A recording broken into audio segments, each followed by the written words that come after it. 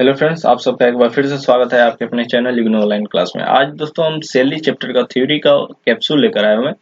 तो आपको ये सारे क्वेश्चन याद कर जाने और ये भी जितने भी आप देख रहे हैं यहाँ पे प्रश्न देखेंगे वो सब 17 से लेकर 2017 से लेकर 19 तक के पेपर में आए हुए सारे आंसर हैं। ठीक है, ये सारे शॉर्ट क्वेश्चन है थ्योरी के जो कि आपके एग्जाम में आए हुए हैं। ठीक है, तो हम लोग देख लेते हैं। सबसे पहले ग्रेजुटी है। ग्रेजुटी क्या होता है? रिटायरमेंट बेनिफिट होता है और ये इसका जो लमसम अमाउंट मिल जाता है एम्प्लॉयर के द्वारा एम्प्लॉय को।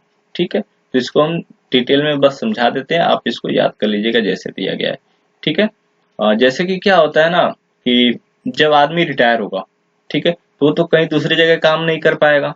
ठीक है, या हो सकता है डेथ हो जाए, तो क्या गवर्नमेंट के द्वारा बोला जाता है एम्प्लॉयर को कि भैया तुम क्या करो, कुछ पैसा इकट्ठा करते रहो। ठीक है, उसके सर्विस के बदले में जो काम किया है, तुम्हारे यहाँ इतना सेवा किया है, तो उसके बदले में कुछ उसके लिए तुम पैसा इकट्ठा करते रहो। तो एम्प्लॉयर क्या करता है, वो पैसा इकट्ठा करते रहता है और जब आदमी रिटायर हो जाता है तो वो पैसा उसको दे दिया जाता है एम्प्लॉयर के द्वारा। तो उसको हम लोग ग्रेजुटी कहते हैं। लीव इनकेसमेंट क्या होता है, ये नेक्स्ट क्वेश्चन।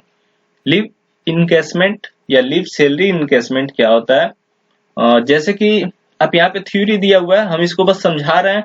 जो पूरा रट नहीं पाएंगे वो एक्सप्लेन करके लिख देंगे। ठीक है, उनके लिए।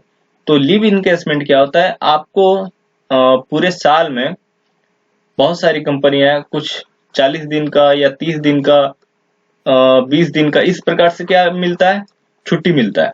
और वो भी क्या, विथ पे। ठीक है, छुट्टी मिलता है एम्प्लॉयर के द्वारा। बोला जाता है कि भैया तुम, जैसे कि एक तो छुट्टी मिलता है हॉलीडे का, वो नहीं, संडे वाला नहीं, इनके अलावे कुछ छुट्टी मिलता है। बहुत सारी कंपनियां हैं जो देती हैं कि तुम लो 30 दिन तुम छुट्टी ले सकते हो। ठीक है, बोलती है क्या कंपनी कि 30 दिन तुम छुट्टी ले सकते हो भैया, और उसका तुमको हम पैसा भी देंगे। लेकिन बहुत सारे आदमी है बोलते हैं नहीं, हम क्या करेंगे, मेरे लिए इतना ही छुट्टी काफी है। तो 10 दिन का छुट्टी लिए, बाकी 20 दिन क्या किए, वो बचा लिए। तो 20 दिन का जो छुट्टी बच गया है वो धीरे धीरे इकट्ठा होते जाता है। हर साल मान लेते हैं किसी दिन 10 दिन का, किसी साल सॉरी 20 दिन का छुट्टी इकट्ठा होते रहता है। हर साल मान लेते हैं 10 दिन, किसी साल 20 दिन, इस तरह 5। तो हर साल का इकट्ठा होते होते मान लेते हैं बहुत सारा दिन हो गया। ठीक है, उसका तो पैसा मिलता है ना अगर जो आदमी छुट्टी ले लेता तो। लेकिन आदमी छुट्टी नहीं लिया, उसका पैसा इकट्ठे होते गया, तो रिटायरमेंट के बाद वो जो पैसा मिल जाता है, ठीक है, तो उसको हम लोग कहते हैं लीव सैलरी इनकैशमेंट या लीव इनकैशमेंट। ठीक है, तो ये क्वेश्चन पूछा हुआ था। पेंशन आप सभी को मालूम है, पेंशन क्या होता है? पेंशन जो पीरियड के हिसाब से आपका मिलता है। ठीक है, मंथली बेसिस पे ये मिलता है आफ्टर रिटायरमेंट। तो इसका कुछ पैसा लमसम अमाउंट भी आदमी उठा सकता है। ठीक है, तो देखिए यहाँ पे लिखा गया, अगर जो मंथली वाला जो पेंशन होता है उसको हम लोग कहते हैं अनकमिटेड। और जो एक ही बार में पैसा अगर जो एम्प्लॉय चाहता है उठाना तो उसको कहते हैं कमिटेड पेंशन। तो इसमें भी कई सारे कंडीशन होता है, एक संग आप नहीं उठा सकते हैं 58 के बाद। तो वो सब हम नहीं जानेंगे, बस इसमें आप ये जान जाइए पेंशन क्या होता है। चलिए फटाफट हम लोग करते हैं। अलाउंसेस के बारे में आपको पता है, सैलरी के अलावे अगर जो कुछ आपको एडिशनल पैसा मिल रहा है, ठीक है, तो वो कहलाता है अलाउंसेस। जैसे हाउस रेंट, ये सब तो आपको पता ही है। ठीक है, चलिए फटाफट देखते हैं, बहुत सारा है क्वेश्चन, नहीं तो बहुत लंबा वीडियो हो जाएगा। परक्यूजिट क्या होता है? यहाँ मीनिंग बोला गया, परक्यूजिट क्या होता है? परक्यूजिट आपको पता है क्या होता है? यह जैसे सैलरी के अलावा कुछ अगर जो फैसिलिटी, जैसे अलाउंसेस में तो कैश मिल जाता था हमें, लेकिन यहाँ पे कुछ फैसिलिटीज एक्स्ट्रा जो ऐड हो रही है सैलरी के संग, उसे हम परक्यूजिट कहते हैं।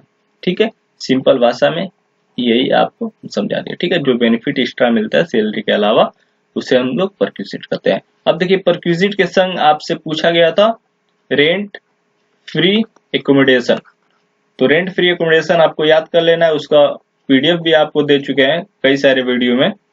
तो उससे मतलब इसी में पूछा है कि परक्यूजिट क्या होता है और एक्सप्लेन बोला है करने के लिए रेंट फ्री एकोमोडेशन। ठीक है, रेंट फ्री एकोमोडेशन आपसे बोला गया है कि वो आप एक्सप्लेन कीजिए। तो गवर्नमेंट एम्प्लॉय रहेगा तो क्या होगा, सिर्फ लाइसेंस का फीस लगेगा, ठीक है। और नॉन गवर्नमेंट है तो पॉपुलेशन के हिसाब से, वो आपको याद कर लेना है। तो वो बस फॉर्मेट आप बना दीजिएगा। देखिए ये अभी तक आया नहीं है, लेकिन हो सकता है आ जाए। इसका भी पीडीएफ आपको दे चुके हैं।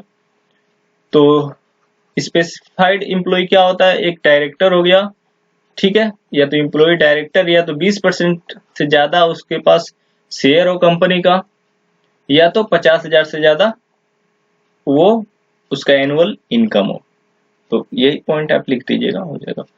प्रोविडेंट फंड से लगभग 2 बार क्वेश्चन रिपीट कर चुका है। प्रोविडेंट फंड क्या होता है, या पीएफ हम लोग शॉर्ट में कहते हैं, पीएफ क्या होता है। और देखिए ये क्या होता है कि सेविंग होता है, ठीक है। पीएफ में क्या होता है कि एम्प्लॉय भी सेविंग करता है, एम्प्लॉय यानी हम खुद सेविंग करते हैं, कुछ पैसा जो खर्चे काम करते जाते हैं, तो सैलरी में से कुछ पैसा कटते जाता है, और उतना ही पैसा एम्प्लॉयर भी उसमें, ठीक है। एम्प्लॉयर क्या करता है, वो सेम कंट्रीब्यूशन, अगर जो 10 रुपया हम जमा कर रहे हैं तो 10 रुपया क्या करता है, एम्प्लॉयर भी जमा करता है, ठीक है, इस स्कीम में। तो यह फंड हमारा हो गया, मान लेते हैं 20 रुपया। तो यही लास्ट में जब रिटायरमेंट हो जाता है आदमी का, तो आदमी यही पैसा पाता है, ठीक है।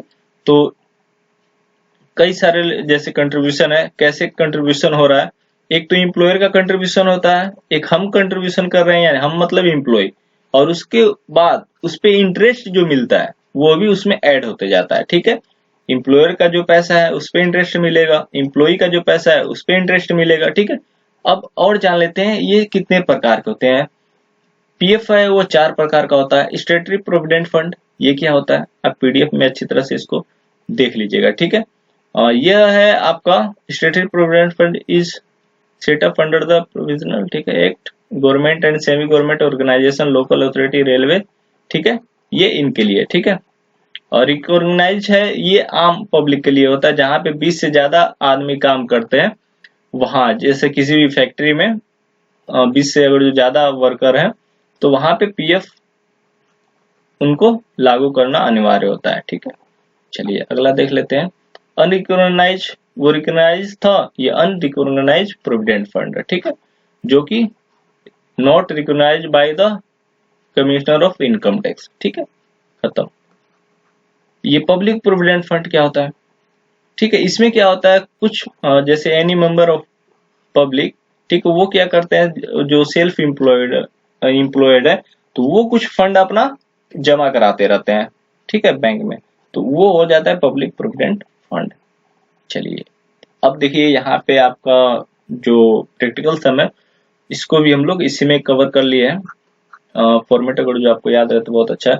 यहाँ पे देखिए टैक्सेबल भाग जो होता है हमारा RPF rent, sorry recognised provident fund, तो उसमें 12% का, देखिए एम्प्लॉयर का कंट्रीब्यूशन हम लोग क्या करते हैं, लिखते हैं, एम्प्लॉयर का कंट्रीब्यूशन लिखेंगे, मान लेते हैं 10,000, फिर लेस यहाँ से एग्जेम्पशन, ठीक है, एग्जेम्पशन कर लेते हैं कितना, 12% of salary.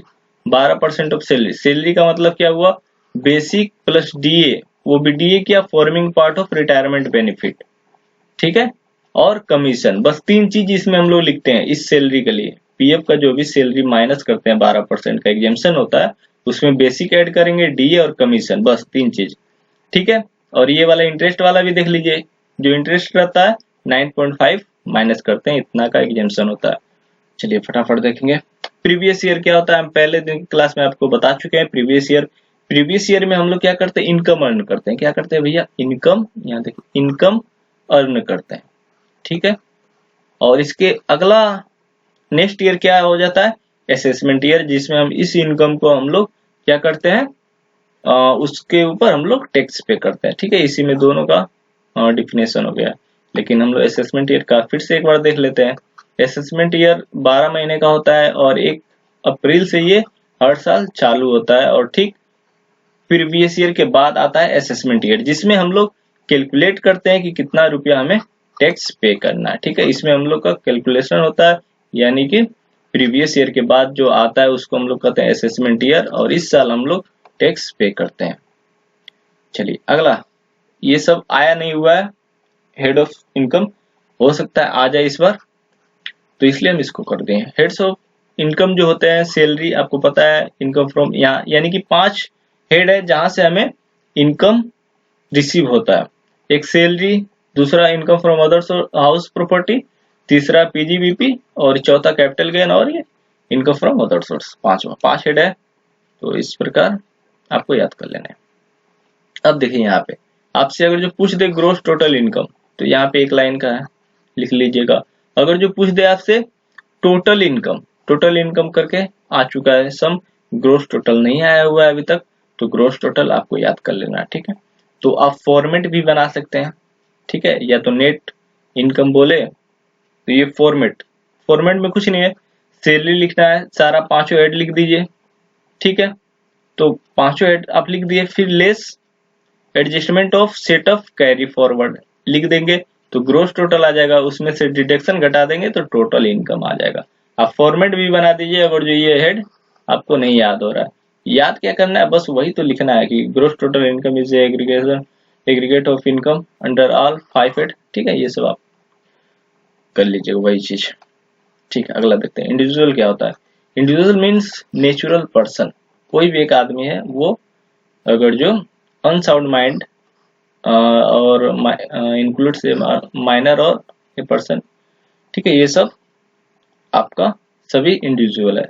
Hindu undivided family आपको एक्सप्लेन कर चुके हैं क्या होता है। अगर जो एक हिंदू फैमिली है और सारे मिलकर काम करते हैं, एक ही बिजनेस है, तो वो हिंदू अनडिवाइडेड फैमिली है, ठीक है।